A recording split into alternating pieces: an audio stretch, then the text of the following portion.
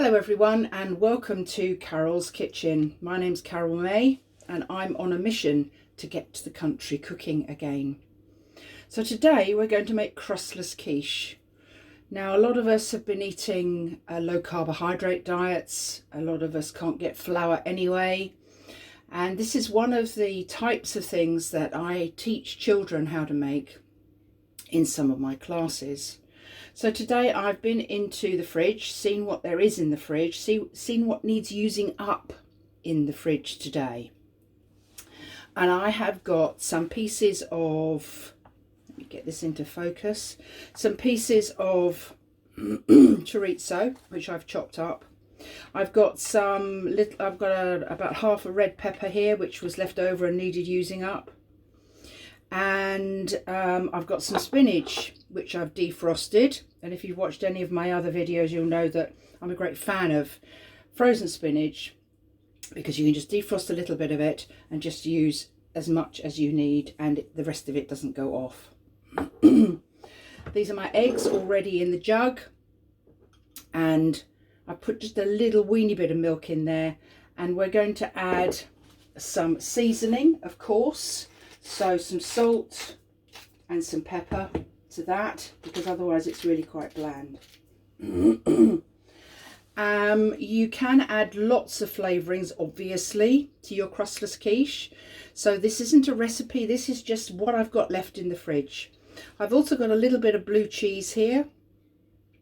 I'm going to put that in some of them and not in all of them because there isn't enough. And you can add anything, as I say, if you've got leftover tomatoes, if you've got sun-dried tomatoes, this is one of my favourite things, sun-dried tomatoes, you can chop those up and add them. You can add flavourings like pesto, another great thing to add to your crustless quiche. So you can add almost anything that you would normally add to a quiche. If you've got it left over in the fridge, let's make some crustless quiche. So today, instead of making one big one, I'm going to make some little ones, and I'm going to use these silicone molds because they come out really easily. If you haven't got them, then do look on Amazon because I think they're a great thing and kids love them. They come in obviously all sorts of different colours, so I've got 2 sets of them now because I make them so often. So they're great. This is a great recipe for kids. This is great to get them into the kitchen and cooking, playing with food as I call it. And there's never a problem getting them out of these silicone molds. If you haven't got silicone molds, make them directly into the tin. Don't use paper. Please don't use the paper muffin cases. They'll stick to the mixture. So I'm just going to make up a whole load of these. Now these are great for freezing if you've got any room left in your freezer. I'm just going to make sure that this is evenly distributed amongst all of these muffin cases. Right, then I'm going to put a little bit of spinach on the top of that for some of them, and I'm going to put the spinach differently on others because you can just play with them. You can just do exactly what you feel like. The children can make these and they can be in any, they can put any flavourings in, they can make them into their own. And this is great fun for them. It gets them into the kitchen, it gets them thinking about food, it gets them experimenting with flavours. A lot of children will tell you they don't like peppers, but you know what, when they're in something, peppers are great. And they're not, they do obviously cook down a little bit. I'm just squeezing out some of the water on this, which I had drained it previously, but it's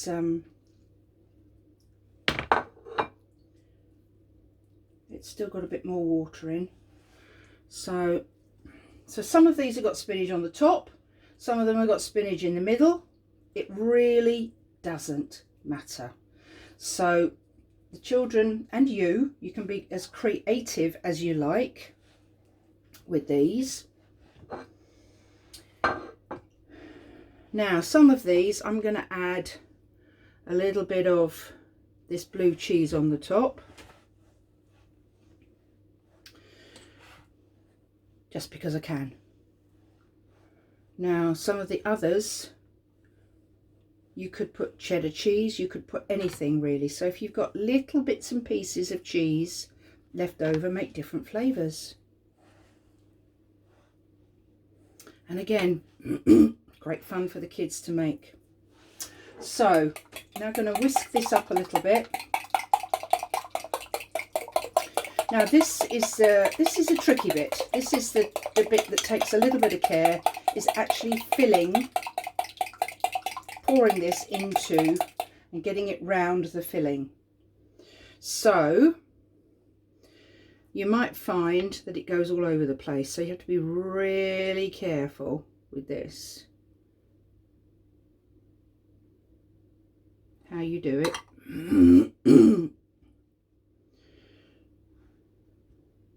But obviously you want enough in there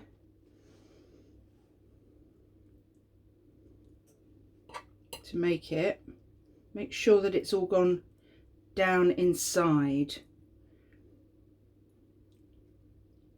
because you don't want it just on the top. You want it to be, now I've got in here, I've got 4 eggs. If you haven't got as much filling as I have, you could use more, but start with 4 and a little bit of milk and see how you go. You can always use some more if you need them.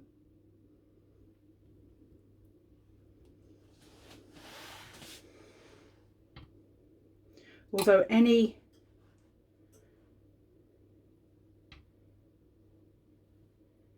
left over you could use as a base for scrambled egg, or even to make another tray load when these have come out the oven.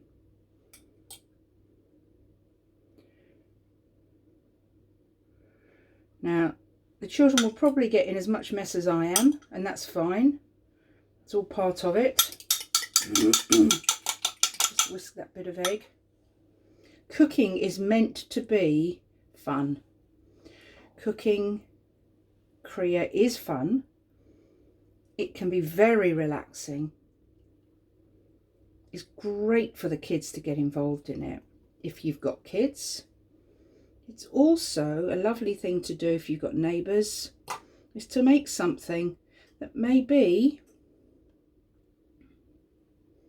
they wouldn't have. And in times like this, it's really good. So I've got some milk left over, so I will make some more. So this is what my tray looks like. Let's just see if I can get the camera to come over the top, and so you can see a bit more about what these look like. Right, so I'm now going to put these in the oven. Actually, for some of these, I'm going to put a little bit of Parmesan on the top, I think. That would be nice, wouldn't it? The ones without the blue cheese, they don't need the Parmesan because they've got the nice strong flavour of the blue cheese. But these ones, I think I'll just add a bit of Parmesan. Now what I do is I grate it, I keep it in a container, and I put it in the freezer. You can use it direct from the freezer too. So okay, so these I'm now going to put in the oven. They take approximately, and it is approximate, 20 to 30 minutes, depends on your oven, but they need to be nice and risen. And I will show you them when they come out of the oven. And here they are, out of the oven, all beautiful and brown. And I'm going to take one out.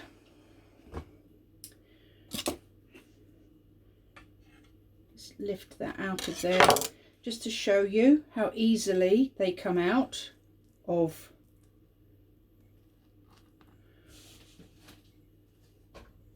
the silicone containers. And let's just cut one in half. Although it's a bit hot at the minute.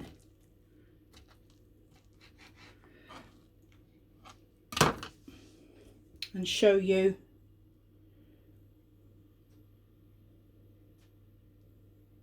the beautiful layers.